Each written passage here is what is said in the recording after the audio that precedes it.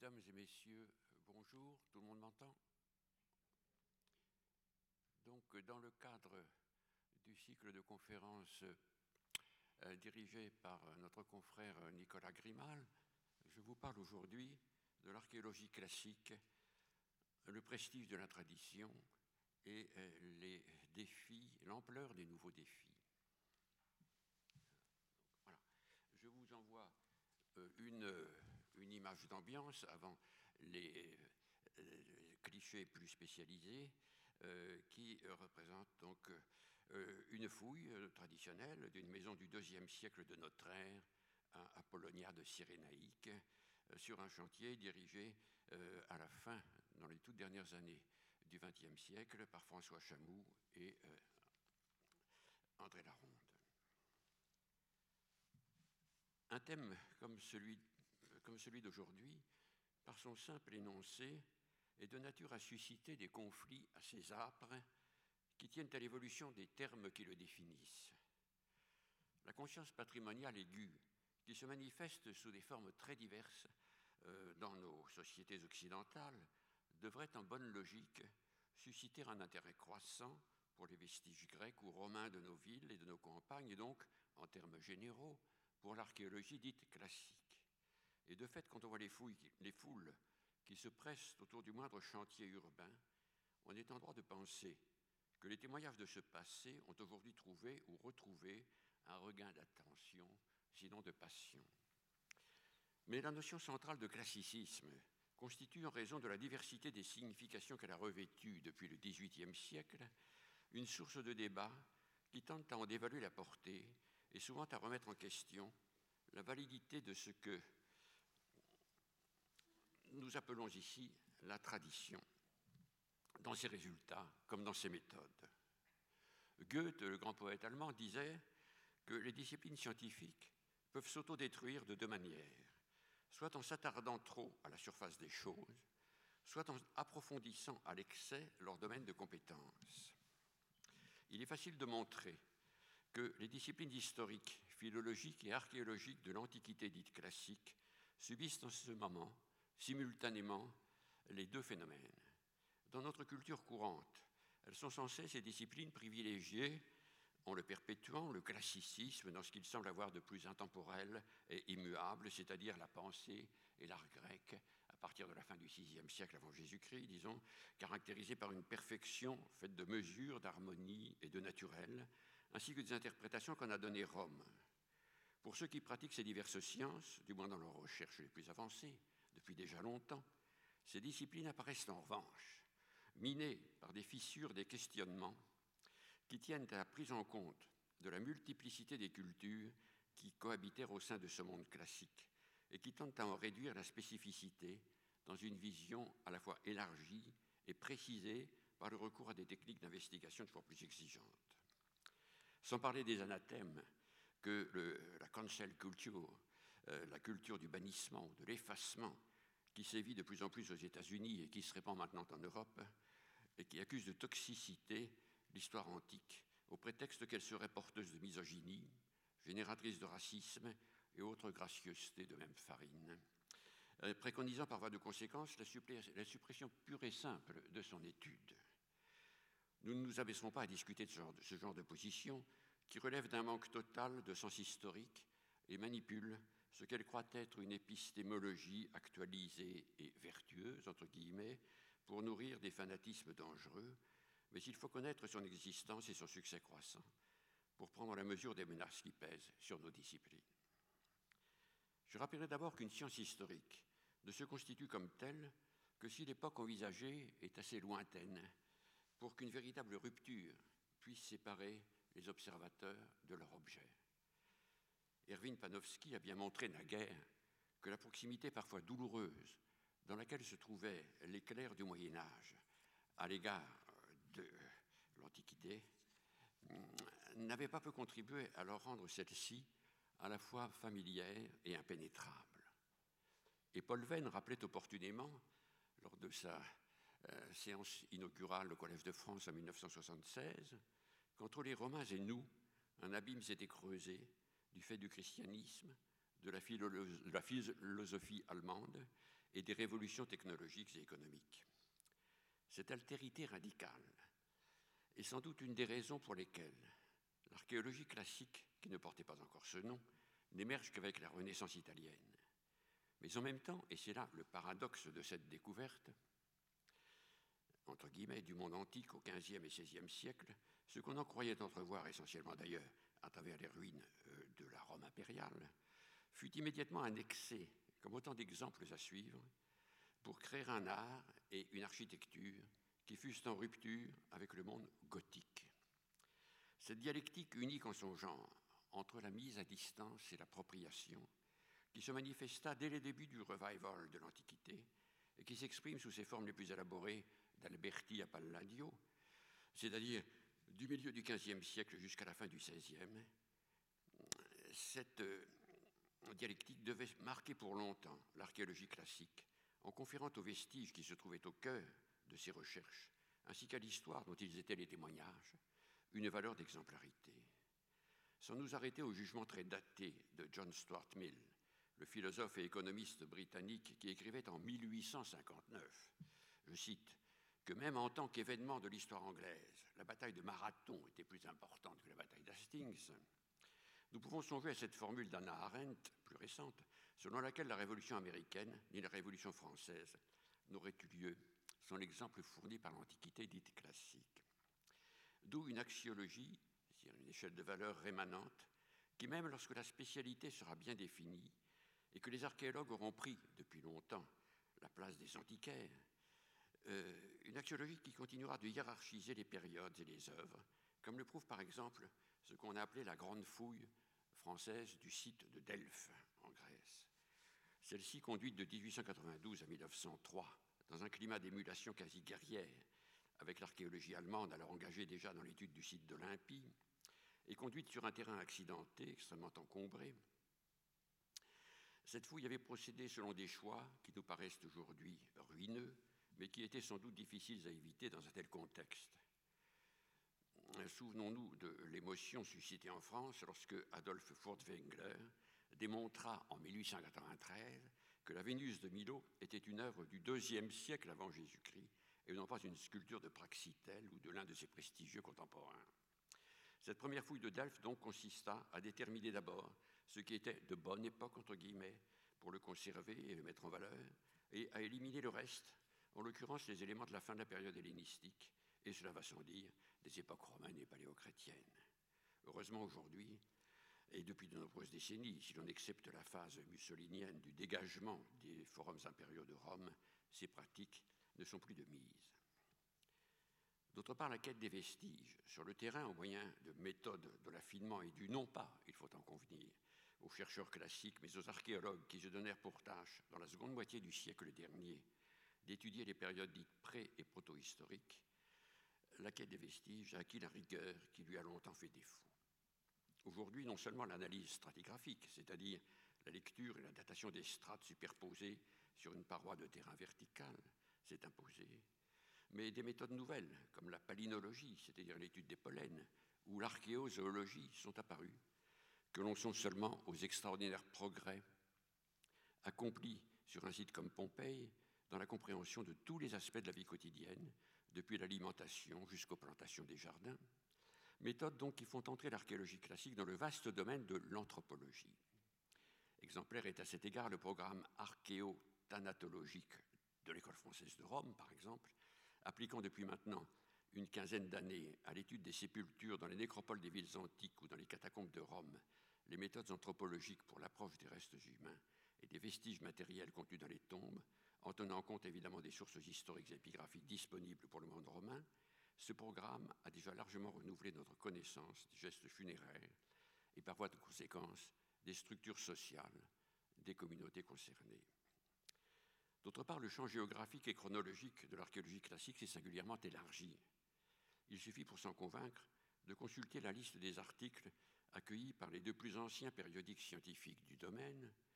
le Jahrbuch des Deutschen Archäologischen Instituts de Berlin ou la Revue archéologique de Paris. Le cadre des recherches y étant, depuis l'Orient grec et les franges de l'hellénisme, jusqu'aux provinces occidentales de l'Empire romain, et surtout Même si la période gréco-romaine reste au centre de leurs préoccupations, elle n'est plus seule en cause, puisque la protohistoire vers le haut et l'Antiquité tardive vers le bas y sont présentées dans les recommandations aux auteurs comme étant de leur ressort. Et cela ne constitue pas seulement, prenons-y garde, une extension chronologique, mais introduit dans les problématiques ordinairement abordées une dimension nouvelle et enrichit de perspectives plus amples la réflexion archéologique aussi bien qu'historique.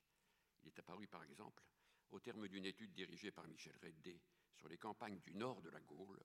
romaine, qu'on ne pouvait comprendre la Révolution au cours de l'Empire sans prendre en compte la période proto-historique.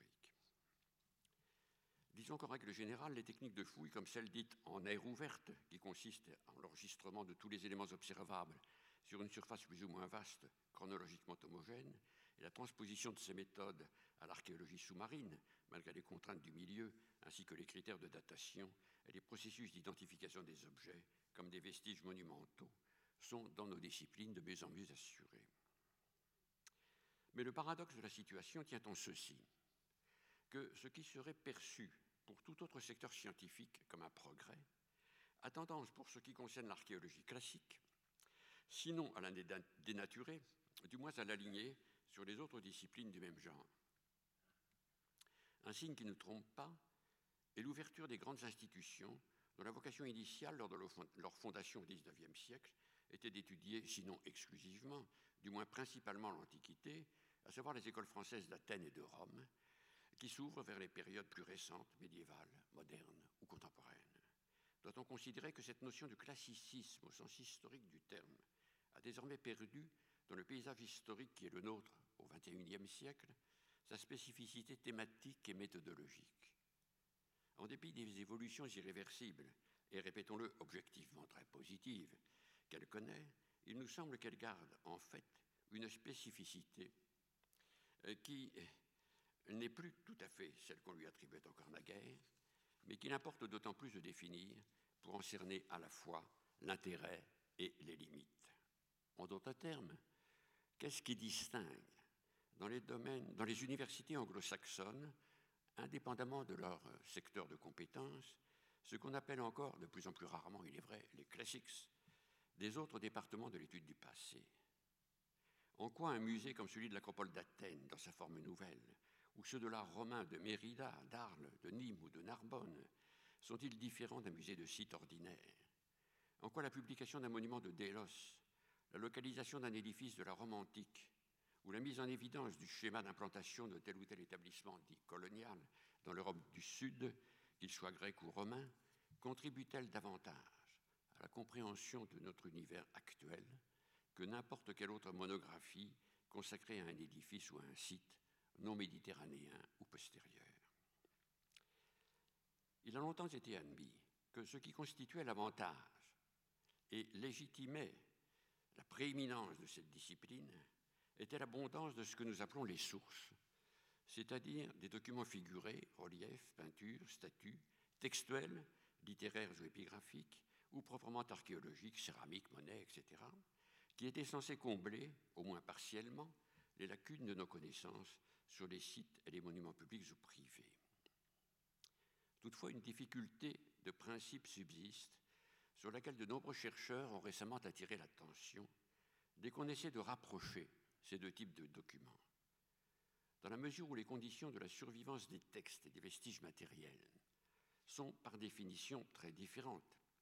il peut être dangereux d'imaginer qu'ils pourraient, hors de certains cas privilégiés fort rares, converger pour devenir complémentaires. L'idée qu'il suffirait de frotter l'un contre l'autre, une notice littéraire et un morceau de mur ou un lot de tessons pour en faire jaillir une vérité historique est en effet fréquemment illusoire. C'est ce que certains de nos collègues anglo-saxons ont justement appelé, avec ce sens de la métaphore ravageuse qui les caractérise parfois, la jigsaw fallacy, autrement dit le syndrome de l'acier à découper. La réalité, nous explique-t-on,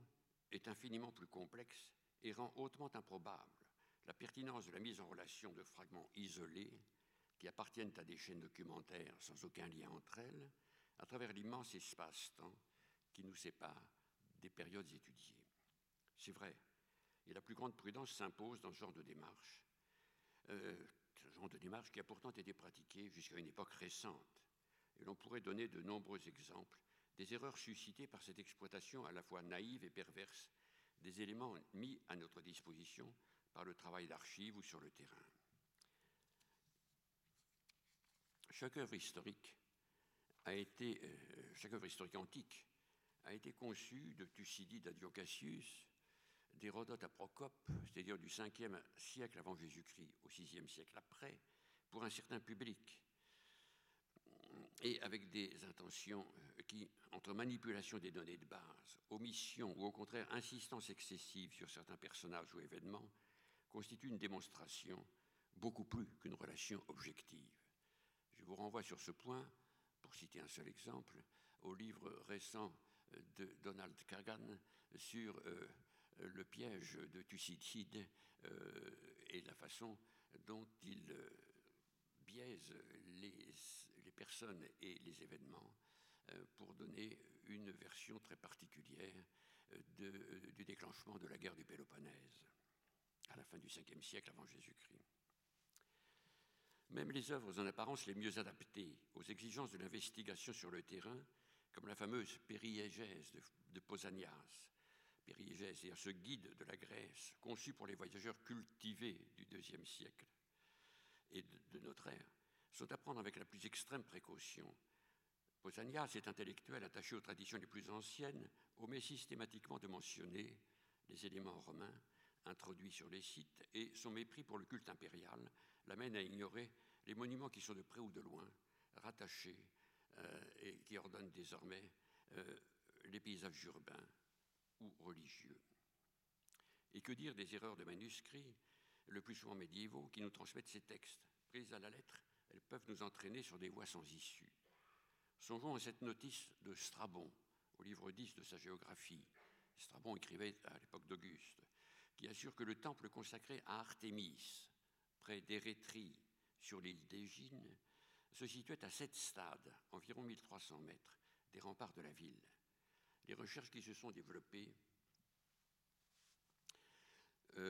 pendant des décennies dans ce rayon n'ont rien donné, et pour cause. Il fallait comprendre, comme l'a fait pour sa part notre confrère Denis Knöpfler,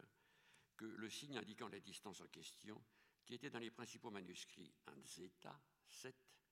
devait être lu en réalité au prix de l'adjonction d'un simple trait latéral au milieu de cette lettre, comme un xi,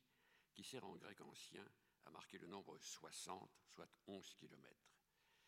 Une fois corrigée cette minuscule erreur de copiste, les archéologues n'ont pas tardé à identifier les vestiges du sanctuaire. Vous voyez en bas une vue de l'épiderme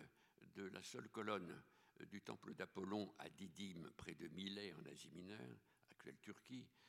qui n'est pas été ravalée, et où vous voyez en bas, dans le petit carré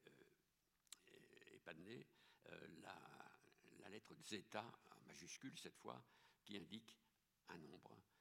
soit la position du tambour dans la hauteur de la colonne, soit le nombre des modules de son diamètre. Il reste cependant, et c'est là l'un des paradoxes les plus étranges de la situation de l'archéologie classique, que ce serait une pure folie que de vouloir se priver de telle ou telle branche documentaire, et particulièrement des textes, et de prôner comme un principe infrangible, comme cela a été fait parfois dans les années 60 du siècle dernier, l'autonomie parfaite de la recherche sur le terrain par rapport à la nébuleuse des notices écrites dont bénéficient nos disciplines. Je rappelle que ce sont les livres que Vitruve a consacrés à l'art de bâtir. Nous serions dans l'impossibilité de nommer et de comprendre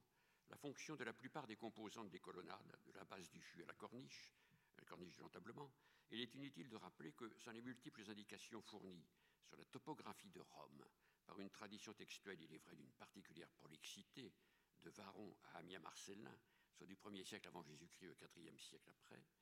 nous cheminerions sur les vestiges du Forum ou du Palatin à Rome,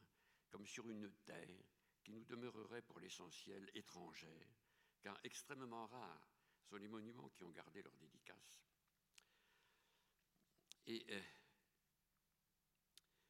Ou les inscriptions recueillies sur site qui disent où nous sommes et à proximité de quel édifice. De ce point de vue, les livres que Filippo Coarelli a consacrés aux différents quartiers de la Rome antique sont exemplaires, ils montrent en acte que l'étude exhaustive des données textuelles et leur croisement systématique avec celles de l'archéologie, de l'épigraphie, de la numismatique, de l'iconographie sont indispensables pour la compréhension des vestiges et leur identification. La valeur heuristique de l'approche de Coarelli tient précisément à l'exigence de faire leur place dans l'extrême complexité des données relatives à la topographie historique de Rome, de faire leur place à tous les fils de l'écheveau de la tradition. D'une manière générale, la méthode dite inductive, à savoir la reconstitution sur la base de présomptions tirées d'indices parfois très ténus mais convergents, s'affirme plus que jamais comme la procédure la plus opératoire, surtout dans le domaine de l'archéologie urbaine, quand les témoins de la complexité que nous souhaiterions retrouver ont disparu ou ont été altérés. C'est le paradigma indiziario, cher à nos collègues italiens,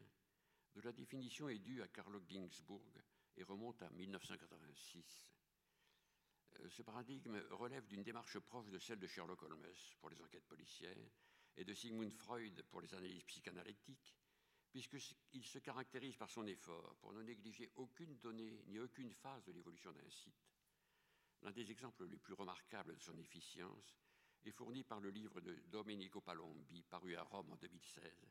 qui parvient par ce moyen à restituer l'histoire des quartiers de la ville antique de Rome, effacés, littéralement effacés, par la réalisation des forums impériaux pendant la période fasciste. En fait, on peut et l'on doit utiliser les textes, mais surtout sur des sites ou dans des régions moins richement documentées que Rome, à condition de les recontextualiser dans leur cadre politique, religieux et idéologique, et de réfléchir sur les modalités de leur diffusion, et plus encore de leur réception. 3 exemples, rapidement. À Délos, le monument dit aux hexagones, ainsi appelé à cause du décor que vous voyez, des carreaux de marbre, qui constituent son parement externe, situé au nord du portique des Naxiens, près du môle du port jouxtant le sanctuaire d'Apollon. Ce décor a suscité la perplexité des archéologues français. La belle monographie qui lui a été consacrée en 1979 par Marie-Christine Hellman et Philippe Fraisse refuse toute signification à la singulière ornementation de cet épiderme, au prétexte qu'on en trouve d'autres exemples, à Thasos en particulier. Mais les études qui se sont développées récemment sur la notion de décor ou d'ornementation dans l'Antiquité ont mis en évidence le caractère anachronique de cette conception, en soulignant que le rapport étroit, qui s'établit toujours entre la fonction et la décoration, notamment aux époques archaïques, mais pas seulement, dans les œuvres antiques, doit nous interroger. D'où la reprise par Coarelli, justement, de la vieille tradition, de la vieille hypothèse de Rumpf, selon laquelle l'édifice de Délos en question serait l'illustration de la légende rapportée par Pausanias, toujours lui, qui rappelle comment le second temple de Delphes aurait été construit par des abeilles, sur le modèle des rayons de miel. Si l'on réexamine l'ensemble du dossier et de la complexité mythologique de l'abeille dans l'imaginaire grec, et si l'on se souvient par exemple que les prêtresses de l'Artémisione, les prêtresses du temple d'Artémis, la sœur d'Apollon à Éphèse, portaient le nom de Mélissae, les abeilles, on ne peut que reconnaître à cet édifice de Délos une fonction à la fois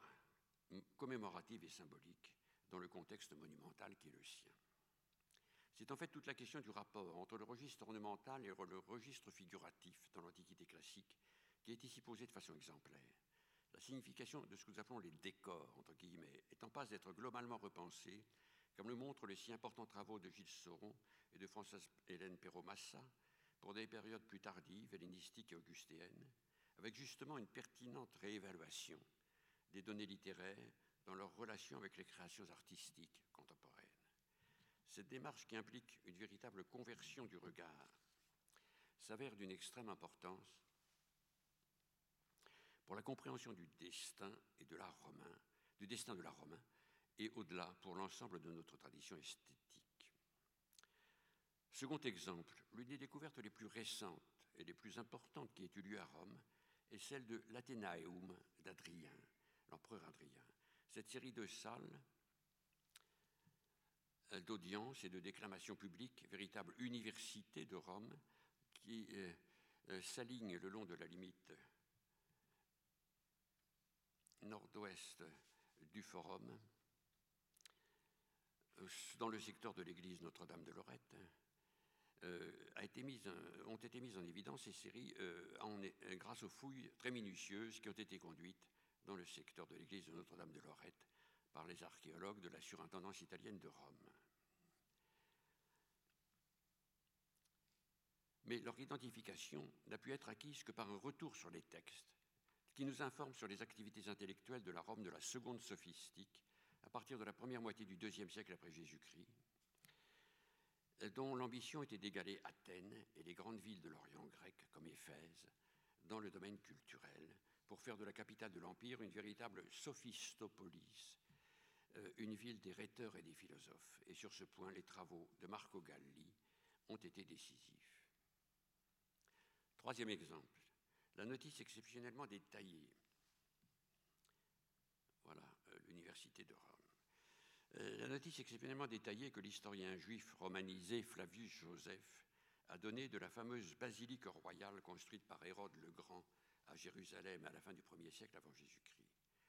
Elle a de tout temps été négligée car réputée incompréhensible en raison du vocabulaire étrange auquel elle recourait. Mais à partir du moment où l'on s'est avisé que ses particularités lexicales tenaient à la nécessité de traduire en grec pour l'adapter au monument d'Hérode, la description latine que Vitruve donnait de la basilique judiciaire qu'il avait lui-même conçue et construite à Fano, sur la côte adriatique de l'Italie, et que l'on suit les filières de transmission de ce texte technique sur plus d'un siècle, non seulement on comprend la notice de Flavius Joseph, mais on en retire aussi de précieuses indications sur l'ordonnance du monument hérodien de Jérusalem. À partir du déchiffrement technique que j'ai essayé de faire du texte de Flavius Joseph, l'édifice a pu être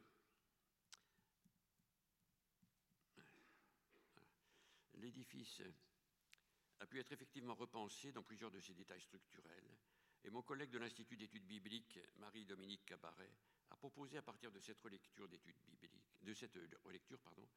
des restitutions en 3 dimensions qui en donnent une idée plus précise et plus réaliste que toutes celles qui en avaient été présentées précédemment, y compris dans la grande monographie de Peleg Barkat parue en 2017. Vous voyez par exemple les doubles bases de colonnes à la base qui ont pu être identifiées grâce au texte de Flavius Joseph,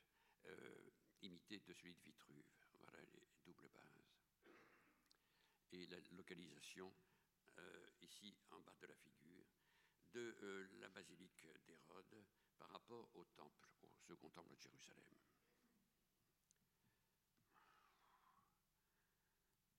Donc, ce rapide détour par le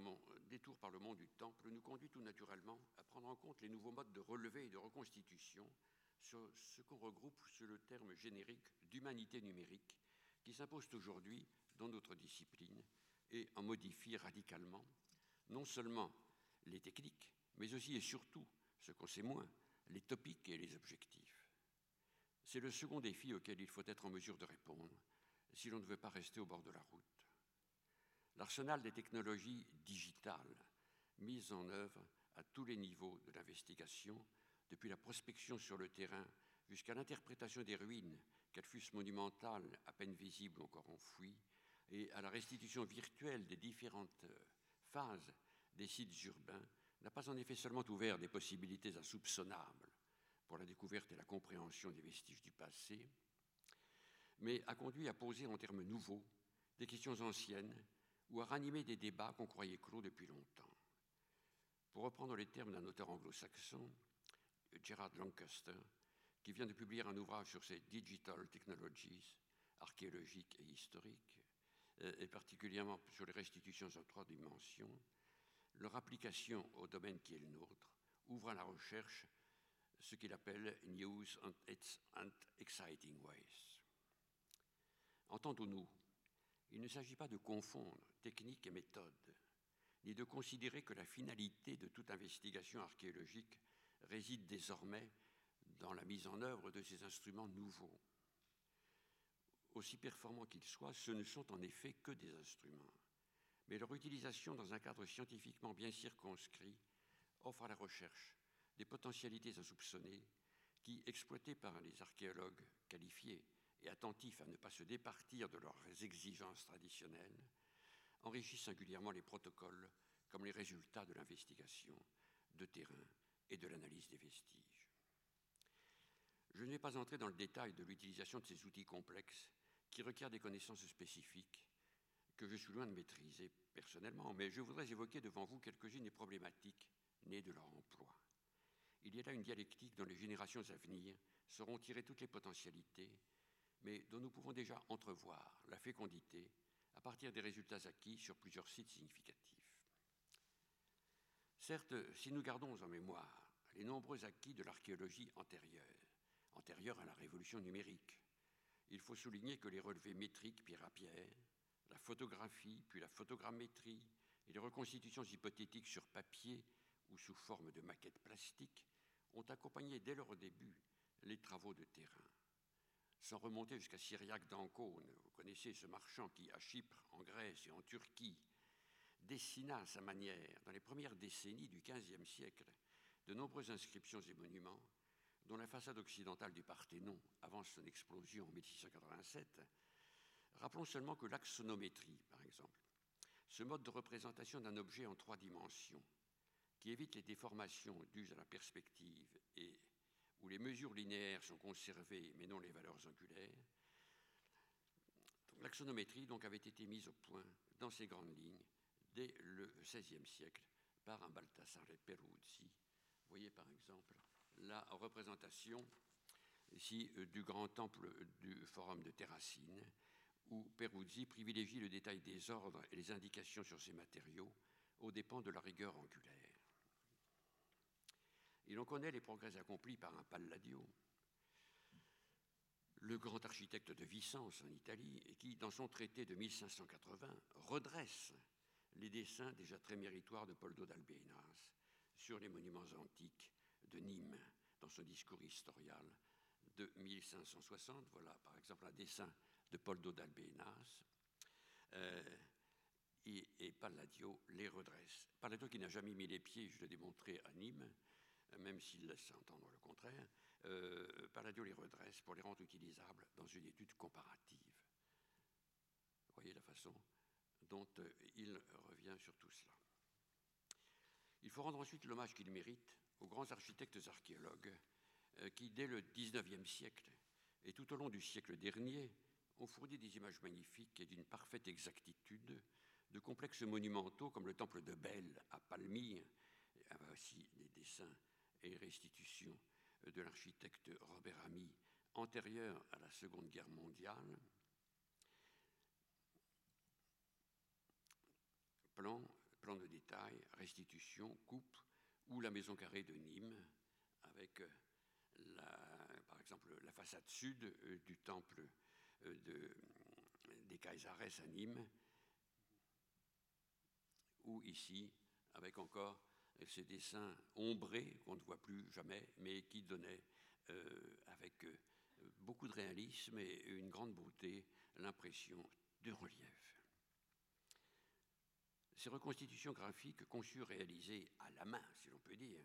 et avec des moyens traditionnels, comportaient souvent des indications qu'elles étaient les seules à pouvoir donner. Songeons à cette image de l'amphithéâtre de Nîmes, surplombant la muraille due à Pierre Varenne, où l'on mesure l'importance de l'édifice de spectacle que vous avez derrière le mur, à l'intérieur de la ville. C'est lui qui est porteur, pour qui arrive à la campagne, de toutes les promesses des attraits de la ville, de la moenitas urbis. Ou encore, songeons à la recomposition, à partir de l'immense puzzle, de milliers de blocs effondrés et brisés à la suite d'un ancien séisme, du front de scène du théâtre d'Aphrodisias, en Phrygie, actuelle Turquie, par le regretté Dinu Teodorescu, qui révèle le seul bâtiment scénique doté de 3 portes, et non pas de 5, comme tous les autres édifices de la même région. Pour les maquettes, exécutées évidemment en fonction des connaissances disponibles à l'époque de leur réalisation, je me contenterai de citer le fameux plan de Rome, l'architecte Bigot, réalisé en 1911.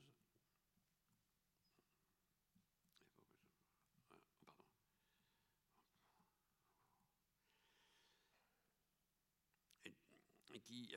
Bigot qui avait été Grand Prix de Rome en 1900. C'est un plan relief de la ville au IVe siècle de notre ère, réalisé en plâtre verni à l'échelle du 400e, qui occupe 70 mètres carrés et dont subsistent 2 exemplaires.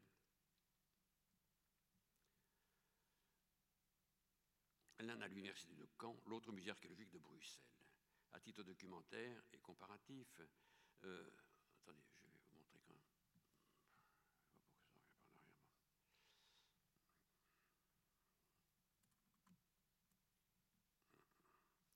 À titre documentaire et comparatif, je vous montre une image de la grande maquette de la Jérusalem au temps d'Hérode, la plus récente des réalisations de ce genre et la plus spectaculaire, puisqu'on peut cheminer à l'intérieur. Elle se trouve maintenant devant le musée archéologique de la ville de Jérusalem. Enfin, la restitution picturale, si l'on peut dire, toujours en partie hypothétique, avec son lot d'intégrations retenues parfois pour leur caractère plus pittoresque que scientifique, mais aussi avec sa puissance évocatrice, quand elle est conduite avec le scrupule archéologique nécessaire et se garde d'extrapolations arbitraires. En ce domaine, vous le savez, nous avons en France un champion en la personne de Jean-Claude Golvin, dont je vous donne ici quelques dessins.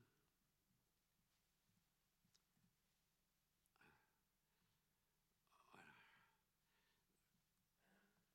Donc je vous donne ici quelques dessins.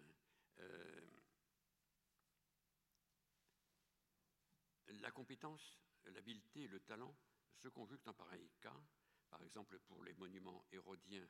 de Judée ou pour cette vue générale de la Carthage romaine, pour fournir des interprétations dont la fiabilité scientifique demeure en général satisfaisante, même si les hommes de terrain peuvent toujours y relever quelques détails contestables ou des remplissages un peu abusifs. Mais ces vues globales, dessinées et coloriées, si séduisantes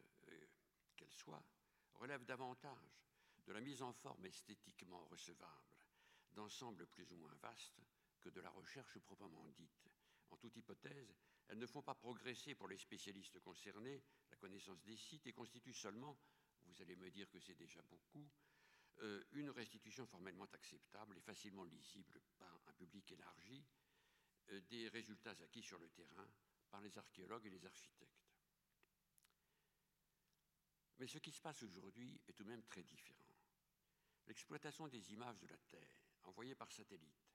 la photographie numérique, l'augmentation exponentielle des possibilités de calcul et les méthodes de modélisation permises par le recours à l'archivage numérique ont ouvert la voie à de nouvelles formes d'usage et d'interprétation dans le champ de l'histoire monumentale et urbanistique. Je ne vous assommerai pas avec les sigles aussi techniques qu'abscons qui sont devenus familiers à tous ceux qui travaillent dans ces domaines, rassurez-vous, mais nous allons essayer d'en voir les potentialités sur des exemples qui peuvent parler à tous. Un arrêt d'abord sur la restitution en 3 dimensions, dont nous avons déjà dit un mot. En quoi consiste-t-elle et quels en sont les avantages? Elle comporte en premier lieu un long travail préparatoire qui consiste à réunir et à unifier toute la documentation scientifique antérieure, documents d'archives, dessins anciens ou récents, relevés de terrain, avec en plus, quand cela s'avère nécessaire, des sondages non invasifs, c'est-à-dire virtuels, au moyen du GPR, Ground Penetrating Radar, pour retrouver la trace des phases antérieures, comme on le voit dans la riche monographie sur la villa de Diomède à Pompéi, dirigée par Hélène de Salles. Voilà un plan, une vue par drone des vestiges actuels de la villa de Diomède, près de Pompéi. Et voilà, par exemple, dans les pièces principales, les éléments recueillis par les investigations non invasives du sous-sol. Cette technologie qui allie drone, laser et photogrammétrie, en tirant le meilleur parti des travaux traditionnels antérieurs, a démontré récemment, dans la tragique actualité que nous avons vécue pour le temple de Palmyre en particulier, et leur destruction sauvage en 2015, l'urgence de sa mise en œuvre. Vous voyez le temple de Bel et son enclos à Palmyre, en haut avant, en bas après. Voici le temple de Palmyre avant 2015, et voici vu exactement sous le même angle actuellement. Et l'ironie fait que au centre de la figure, vous le voyez, les merlons bien conservés sont une reconstitution moderne et d'ailleurs contestable. Ce n'est pas là le moindre défi conjoncturel et non plus méthodologique cette fois qui se présente sur notre voie. On est tenté de rappeler à ce propos les termes de la lettre que Bélisère, le général de Justinien, adressa au Go Totila, qui en 547 après Jésus-Christ menaçait de détruire totalement ce qui restait de la Rome impériale. Je cite Bélisère, « Un outrage à ces monuments doit être considéré comme un crime contre les hommes de tous les temps, du passé comme de l'avenir. » Fin de citation. À Palmyre, une jeune start-up française, l'Iconem, a commencé sur ce site un travail qui s'avérera précieux pour la recomposition réelle ou virtuelle des monuments insignes rayés de la carte. Alors, le résultat ainsi obtenu est souvent d'une extrême séduction, ce qui n'est pas sans danger dans la mesure où il risque de figer les hypothèses et d'imposer une image dont il est difficile de se déprendre. Mais quand ces restitutions sont dictées par une analyse scientifique extrêmement rigoureuse, elles sont très précieuses et d'un usage dont on ne fait que commencer à mesurer l'efficacité. Vous voyez par exemple cette vue de la villa de Diomède dans l'article « Restitution en 3D » dans l'intérieur de la villa, dans l'ouvrage que je vous ai cité plus haut. La transformation de l'observateur en un sujet historique qui est censé cheminer autour de ou dans la structure, ainsi que la possibilité de modifier à volonté la position de celle-ci et de l'intégrer à son environnement naturel ou construit, toutes ces manipulations offrent des possibilités d'appréciation dont on n'a pas fini de mesurer les apports. Vous voyez par exemple ici la restitution en 3D de la maquette du théâtre et du musée de Cartagena en Andalousie. Pour la première fois, la restitution architecturale n'est pas seulement un moyen de représentation et d'enregistrement des résultats de la fouille, avec certes sa propre part de créativité, c'est aussi et d'abord un outil d'investigation, ce qui n'empêche pas la complémentarité avec la recomposition picturale du genre de celle où Golvin excelle, comme on le voit par exemple pour l'extraordinaire portique basilical récemment retrouvé à Hierapolis en Asie mineure par les archéologues italiens Francesco D'Andria et la regrettée Maria Pia Rossignani. Voilà un dessin de Golvin de la façade de ce monumental portique basilique et la mise en place dans son contexte urbain. Pour les sigles, j'en examinerai seulement deux autres qui comptent parmi les plus importants, le SIG et le LIDAR, en essayant d'illustrer leurs applications les plus récentes et les plus riches d'avenir. Le SIG d'abord, acronyme pour Système d'information géographique. C'est un logiciel conçu pour recueillir, stocker, traiter, analyser, gérer et présenter tous les types de données spatiales, topographiques et géographiques, dont l'application est par définition très vaste. Architecture, urbanisme, génie civil, hydraulique, aménagement du territoire, agriculture et naturellement archéologie. Le cas de Delos est exemplaire encore de ce point de vue. Sous la direction de Jean-Charles Moretti et avec la collaboration des architectes de l'Institut de recherche sur l'architecture antique, dont Myriam Finker, ainsi que du géomètre topographe Lionel Fadin de l'École française d'Athènes, un atlas de Delos a été publié en 2015, qui pour la première fois, et en dépit du grand nombre des plans de détail d'ensemble établis depuis 1873, propose un fond de carte détaillé de tous les quartiers de l'île,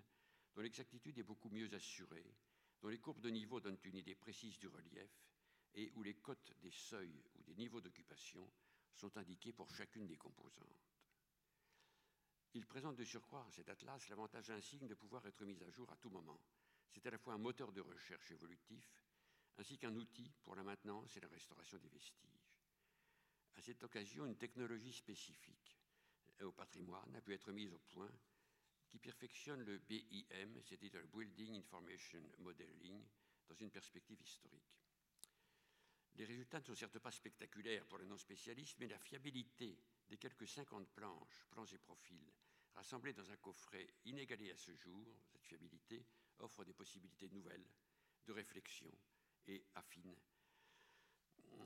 en affinant les données de base et en fournissant des étapes de l'occupation de l'île en fonction de la proximité du port ou du sanctuaire, mais aussi des opportunités ou des difficultés orographiques, et en fournissant de tout cela une vision globale, jusqu'alors inaccessible. Voici, à titre d'exemple, une partie du quartier résidentiel du secteur sud-ouest où les progrès enregistrés, non seulement dans le rendu des vestiges, mais aussi dans l'exactitude des tracés urbains et des structures domestiques, sont particulièrement sensibles. À côté de ce plan au 1000e, voici à proximité du même quartier un plan au 200e de l'îlot dit de la Maison des Masques, grande demeure à étages qui date pour l'essentiel dans son état actuel du IIe siècle avant Jésus-Christ et dont le relevé, pour des raisons complexes, comportait jusqu'ici de nombreuses erreurs de détail qui n'ont pas été sans incidence sur l'interprétation de son ordonnance. L'étude peut reprendre désormais sur des bases incontestables. Avec les mêmes techniques, la bathymétrie de Delos, c'est-à-dire la cartographie des fonds marins alentour de l'île, a pu être établie, ce qui est d'une importance capitale pour l'étude des parties aujourd'hui immergées de l'habitat et du port.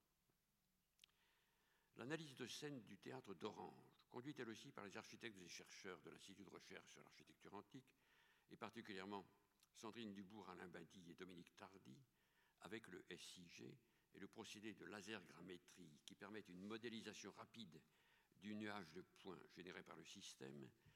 cette étude a réservé bien des surprises, malgré les relevés et observations qui avaient été effectués dans le passé sur ce monument insigne du sud de la France. La localisation des tenons métalliques d'accrochage de la frise marmoréenne sur ce mur de scène, dont seuls quelques éléments avaient été repérés, la chronologie relative des phases de l'édification en fonction des équipes et de leurs spécialités respectives, les traces les plus ténues de l'occupation des lieux depuis le haut Moyen-Âge jusqu'au XVIIIe siècle, les restaurations successives, antiques ou modernes, ainsi que le degré de déformation ou de dégradation des blocs, tout peut être consigné sur cette énorme paroi qui se lit désormais comme une stratigraphie et dont l'analyse inscrit dans la longue durée l'histoire de ce que Louis XIV appelait le plus beau mur du royaume. Et du même coup, les hypothèses de restitution concernant cette façade acquièrent une vraisemblance et une précision inégalées, comme le prouve cette proposition de mise en place de la charpente du front de scène en axonométrie. Il en va de même pour les substructions complexes de la cavea dans la section adossée à la colline, révélée par cette maquette numérique du secteur oriental, coupée au-dessus des voûtes du deuxième niveau, ou par cette acquisition lasergrammétrique de l'ensemble de l'édifice. Le travail accompli en amont de l'obtention de ce genre d'image n'a d'égal que celui qui reste à faire en aval pour son exploitation. C'est en fait ce qu'on désigne aujourd'hui, à la suite des rencontres qui se sont récemment déroulées à Paris, Mérida et Sienne, ce qu'on désigne comme l'archéologie de la construction et les vicissitudes que celle-ci a connues au cours des siècles, qui se laissent ainsi déchiffrer. Et c'est tout un pan de l'investigation archéologique, à savoir le fonctionnement d'un chantier, avec ses problèmes d'approvisionnement en matériaux, le rythme de son développement, la répartition et la hiérarchisation des tâches, ses erreurs et ses reprises, qui se trouvent ainsi projetées sous nos yeux, ou du moins dont les étapes peuvent être progressivement recomposées. L'épiderme et les substructions d'un édifice se lisent désormais comme un palimpseste, c'est-à-dire un manuscrit médiéval qui aurait été utilisé une première fois, qu'on a gratté pour ensuite y inscrire de nouveaux textes. L'étude précise de ces pièces permet de retrouver le premier texte et de voir les rapports entre les deux textes eux-mêmes.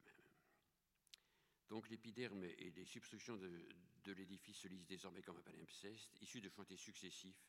semblables à des calques superposés.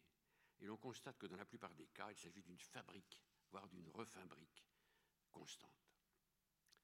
Autre sigle omniprésent, le LIDAR, acronyme du Light Detection and Ranging, détection et estimation des distances par la lumière, en fait par laser. C'est un laser rotatif capable d'enregistrer, dans le meilleur des cas, 1 million de mesures par seconde. Cette technique de mesure à distance, fondée sur l'analyse des propriétés d'un faisceau de lumière, renvoyé vers son émetteur, devenu un moyen incontournable de télédétection, trouve des applications nombreuses en géomorphologie et en altimétrie. Elle est particulièrement exploitée aujourd'hui en archéologie pour la constitution d'une carte en 3 dimensions des zones explorées, ou plus précisément à explorer. Son intérêt majeur consiste en ceci, en effet, qu'elle autorise le relevé de structures et d'objets qui autrement seraient restés cachés. En ce sens, il s'agit d'une extension du GPR, déjà cité. L'exemple le plus célèbre, et qui a fait quelques bruits puisque les publications du National Geographic se sont emparées, est celui de la découverte des fortifications mayas au Guatemala,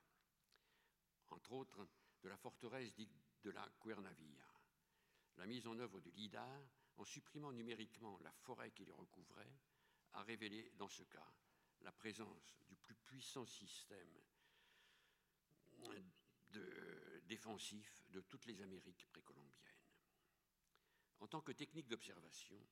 non intrusive et donc non destructive, elles permettent aussi une meilleure connaissance de ce qui est déjà connu, comme par exemple les structures des voûtes de Notre-Dame de Paris ou celles des murs du Palazzo Vecchio de Florence. Pour nous en tirer à quelques exemples en archéologie classique, je signalerai les progrès enregistrés par une équipe espagnole dirigée par Antonio Monteroso Checa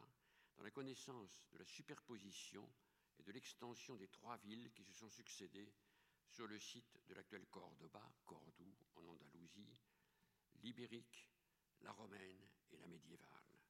On mesure ici en acte l'intérêt de l'intégration de la période dite classique au continuum historique,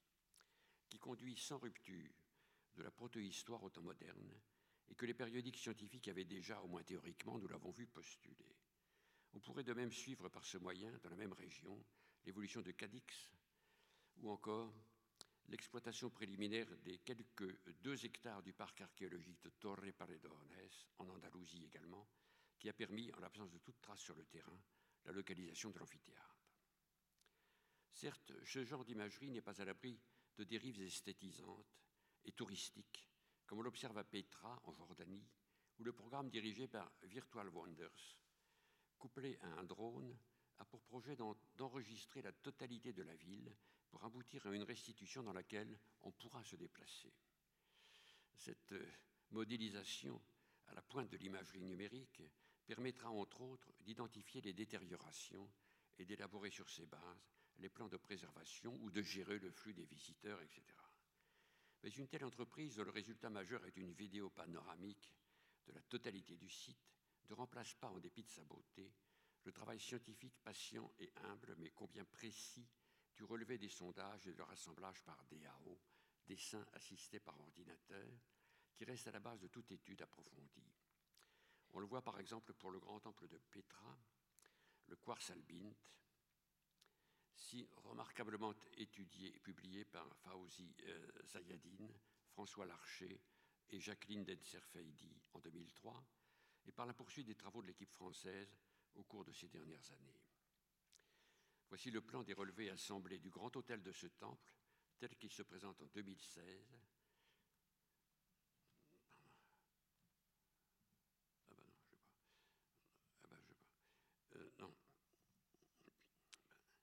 Tel qu'il se présente en 2016, et la somme des informations contenues dans un tel dessin est incomparablement plus grande que dans n'importe quelle restitution, si brillante qu'elle soit, et naturellement il doit servir de base à toute reconstitution et reconstruction, virtuelle ou non, quelle que soit la période choisie. Si nous prenons pour finir quelques distances par rapport à ces opérations ponctuelles pour tenter d'évaluer les potentialités des nouveaux systèmes d'investigation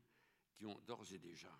fait la preuve de leur efficience, nous pouvons dégager quelques-uns des axes les plus prometteurs qui ont toute chance d'orienter désormais la recherche archéologique.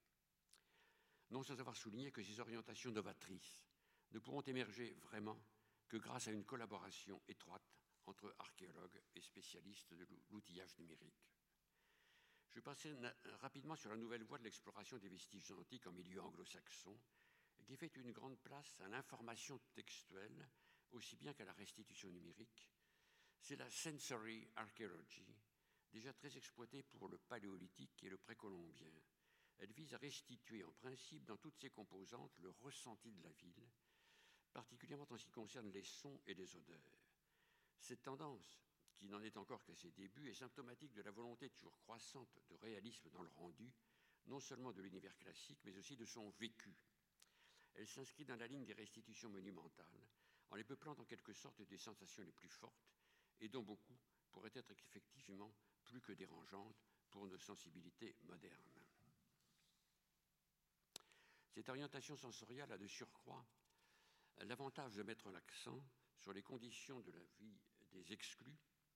de l'élite urbaine, à savoir la plupart des femmes et des esclaves, en donnant une image nourrie des textes, mais aussi des données relatives, notamment aux industries polluantes du point de vue olfactif, entre autres par exemple les foulonicas, les foulonneries ou laveries, qui pouvaient être aussi des teintureries, et dont la matière première, je vous le rappelle, était l'urine humaine, ou en pénétrant dans les secteurs les plus bruyants du réseau des rues, dans les quartiers populaires de la Rome impériale. Mais bien évidemment, ces tentatives, souvent très abouties, comme le montre l'ouvrage collectif dirigé par Eleanor Betts, publié en 2017, sont destinées à rester livresques jusqu'au jour où l'on trouvera le moyen de traduire les sensations en question, et on y arrivera, sous une forme plus ou moins directe, en liaison avec les images qui leur serviront de support. Déjà, Diane Favreau, dans un livre qui avait fait date, avait essayé dès 1996 d'apprécier sous leur forme la plus concrète les aspects chaotiques que la Rome de la fin de la République pouvait offrir à ses usagers, habitants ou visiteurs. Cela étant, le plus important de ces axes nouveaux et le plus prometteur à l'heure actuelle consiste en une lecture renouvelée des espaces urbains, d'un bout à l'autre de l'espace méditerranéen ou de l'Empire romain, dans une optique qui ne se contente plus d'accumuler des données descriptives ou typologiques isolées, mais s'attache à restituer la dynamique propre aux évolutions édilitaires de chaque ville étudiée. La finalité de ce genre d'investigation dépasse évidemment la seule mise au jour et à jour des structures plus ou moins récemment ressorties de terre à travers les fouilles dites d'urgence ou programmées, qui ne concernent jamais, en règle générale, que des portions très réduites de l'aire urbanisée, pour déboucher, cette fois, sur une approche globale du phénomène urbain. Ce n'est plus une archéologie dans la ville, mais une archéologie de la ville. Celle-ci implique non seulement le croisement des sources traditionnelles, archéologiques et archivistiques, mais aussi la mise en œuvre de méthodes spécifiques. L'effort porte alors sur la compréhension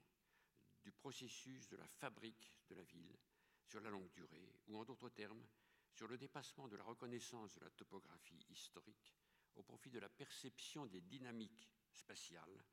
dans une analyse autant diachronique que synchronique. Loin de réduire à des procédés archaïques ou dépasser les modes d'approche traditionnels, ces démarches les stimulent en les intégrant aux méthodes d'investigation les plus novatrices. Le paradoxe étant ceci,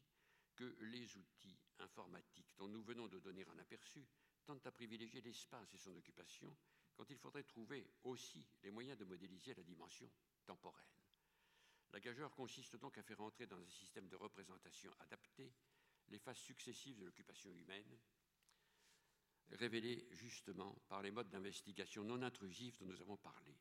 Les géographes viennent ici à l'aide des archéologues avec leur concept opératoire de chronochorématique, mis au point à partir des années 2000.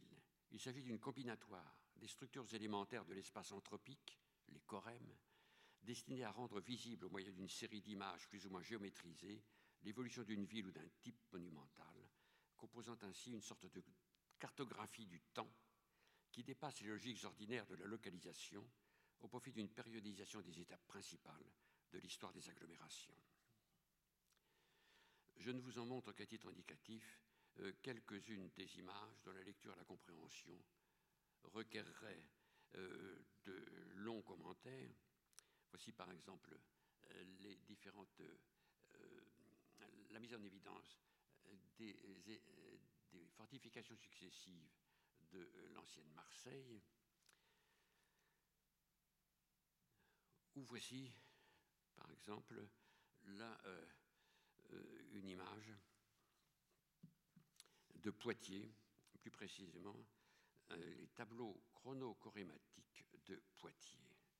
Pour l'instant, ces recherches sont plus particulièrement appliquées à la visualisation de l'évolution de certaines villes françaises, comme Aix-en-Provence, Angers, Poitiers ou Tours, sous l'impulsion de Christian Grattalou et de Géraldine Giamantitra. Les mêmes techniques d'approche, doublées d'analyse géomorphologique, carottage, ont d'ores et déjà donné des résultats prometteurs pour l'étude des parties submergées des établissements urbains, des ports ou des canaux. Songeons à l'étude comparative actuellement en cours entre le canal de Marius, construit depuis le port de Fos jusqu'à la ville d'Arles, et celui du nord du port de Claude à Ostie. Plus généralement, s'affirme désormais dans les stratégies de recherche ce que les anglo-saxons appellent le survey, c'est-à-dire l'enquête territoriale appliquée à de vastes surfaces, actuellement peu occupées, rendue possible, entre autres, par l'exploitation des images fournies par satellite et par l'aérophotogrammétrie. Les potentialités de ce type d'approche, avec les moyens modernes, ne cessent de s'accroître. Les informations recueillies par cette méthode sur l'organisation régionale, l'économie, la densité de population, et au terme de la période, sur la progressive désurbanisation, s'avèrent précieuses pour la détermination de fouilles et de sondages programmés, comme l'ont prouvé plusieurs travaux récents consacrés à l'Anatolie. Dans le même ordre d'idées, pour la lecture de l'architecture grecque, une perspective nouvelle, centrée sur l'instable et le subjectif, vient d'être mise en évidence par Lothar Haselberger dans son livre profond paru en 2020, relatif aux innovations introduites par le grand créateur de la période hellénistique, Hermogénès.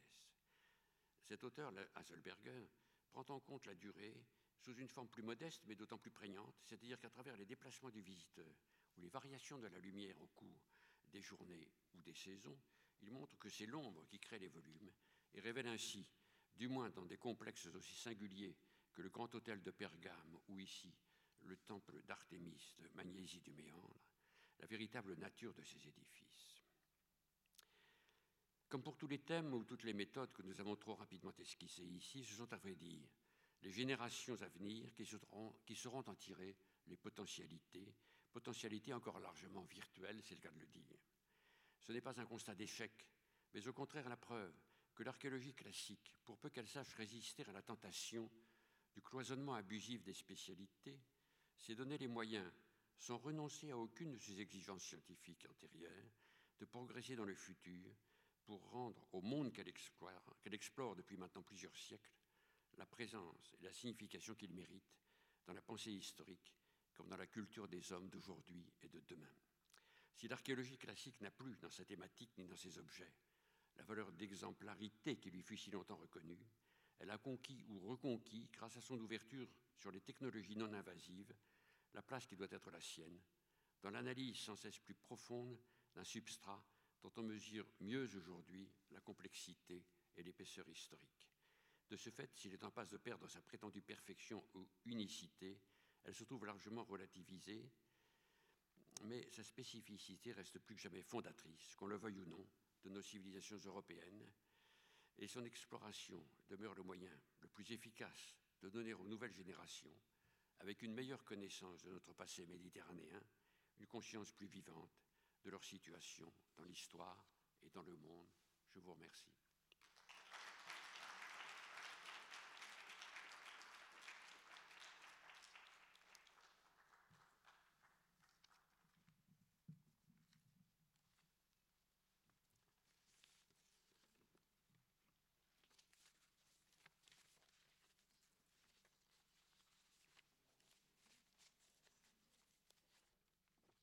Excusez-moi, je m'empare du micro.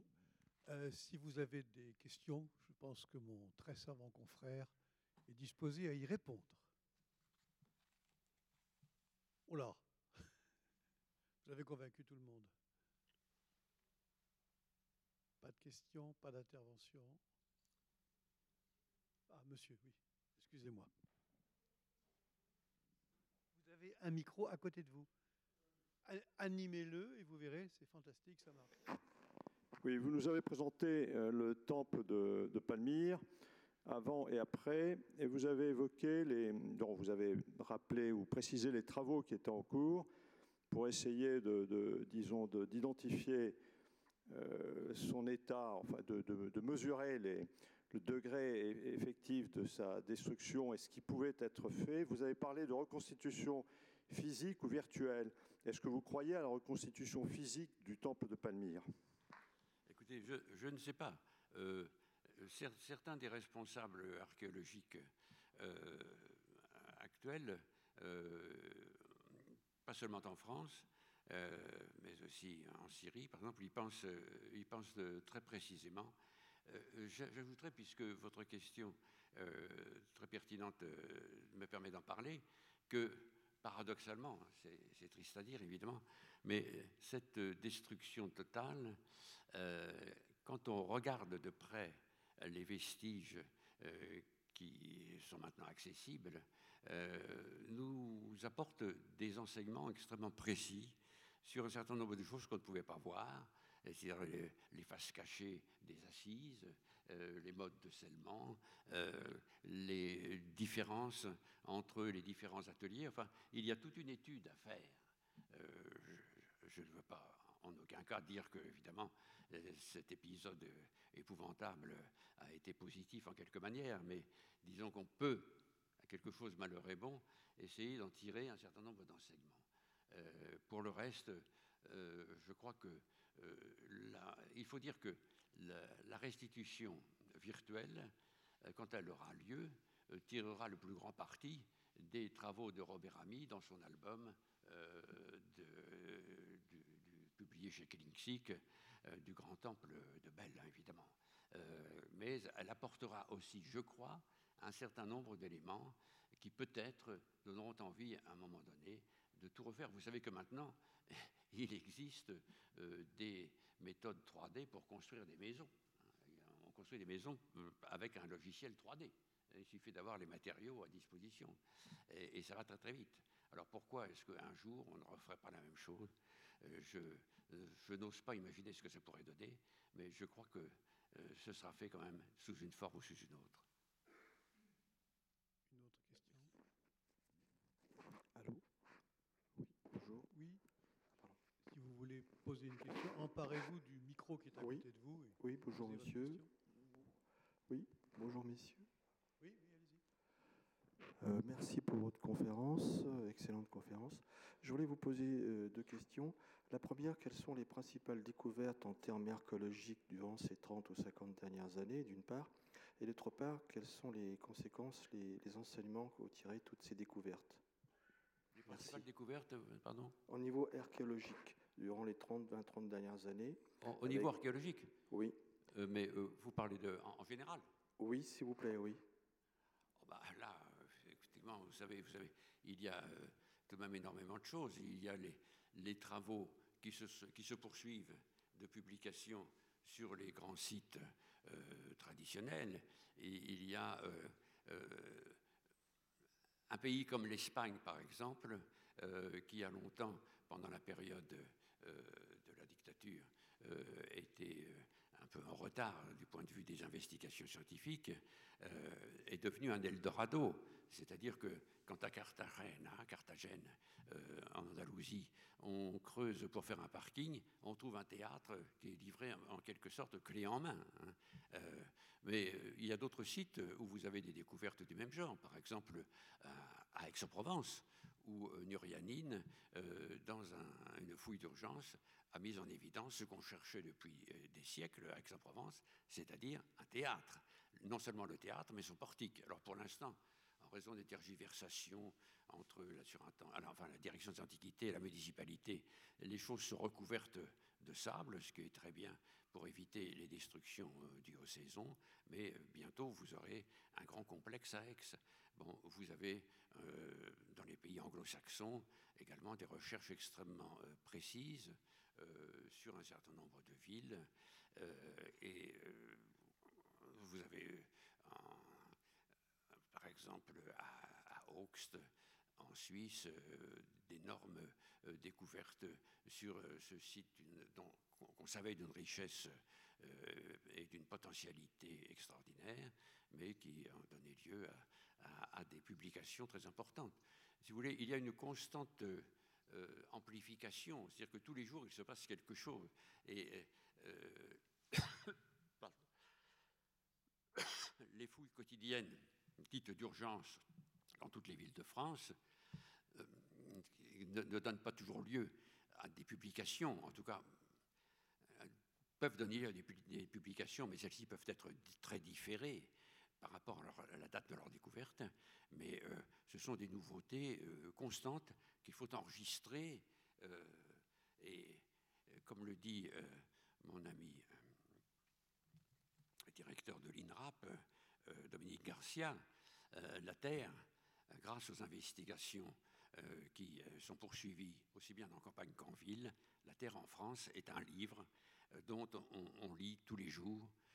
un paragraphe ou une page entière. Et je ne saurais vous détailler l'ensemble de ces choses-là, mais il y a énormément de découvertes qui sont faites et qui parfois sont présentées dans les musées. Certains musées de sites, par exemple comme le tout récent musée de Narbonne, vous donnent à voir sous une forme extrêmement précise les dernières découvertes qui ont été faites dans cette ville, qui était la capitale, si vous voulez, de la Gaule narbonnaise, qui avait de ce point de vue une très grande importance. Merci beaucoup. Nous devons laisser la place à nos confrères des sciences. Donc je vous remercie et je remercie encore notre conférencier.